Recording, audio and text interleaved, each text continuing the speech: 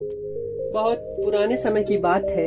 एक जंगल में एक गुरुकुल था जिसमें बहुत सारे बच्चे पढ़ने आते थे। एक बार की बात है, गुरुजी सभी विद्यार्थियों को पढ़ा रहे थे, मगर एक विद्यार्थी ऐसा था जिसे बार बार समझाने पर भी समझ में नहीं आ रहा था। गुरुजी को बहुत तेज गुस्सा आया और उन्होंने उस विद्यार्थी से कहा, जरा अपनी हथेली तो दिखाओ बेटा। विद्यार्थी ने अपनी हथेली गुरुजी को दिखाई। हथेली देखकर गुरुजी बोले, बेटा तुम घर चले जाओ, आश्रम में रहकर अपना समय न व्यर्थ करो, तुम्हारे भाग्य में विद्या नहीं है। शिष्य ने पूछा, क्यों गुरुजी?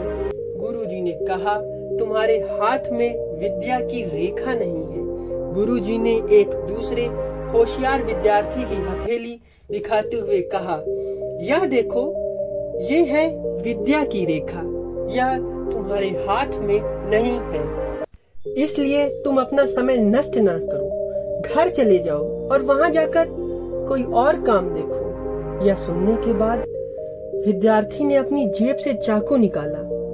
नहीं दोस्तों, चाकू गुरुजी को मारने के लिए नहीं, बल्कि उस चाकू की नोक से उसने अपने हाथ पर एक गहरी लकीर बना दी। हाथ खून से भर गया। तब वह गुरुजी से बोला, मैंने अपने हाथ में विद्या की लकीर बना दी है गुरुजी। यह देखकर गुरुजी बहुत द्रवित हो उठे। उन्होंने विद्यार्थी को गले से लगा लिया। तब गुरुजी बोले, तुम्हें विद्या सीखने से दुनिया की कोई ताकत नहीं रोक सकती बेटा। दृढ़ निश्चय और परिश्रम हाथ की रेखाओं को भी बदल देती है। दोस्तों, क्या आप जानते हैं यह विद्यार्थी कौन था?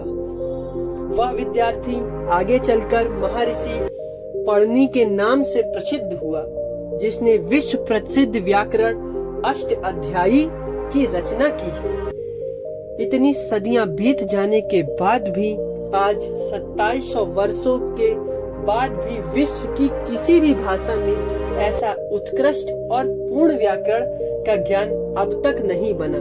तो मित्रों, इस कहानी की शिक्षा यह है कि लोग चाहे जो भी बोले, हम हर एक को गलत साबित करते हुए अपनी लगन और परिश्रम के दम पर जो चाहे वो सब कुछ हासिल कर सकते हैं। धन्यवाद।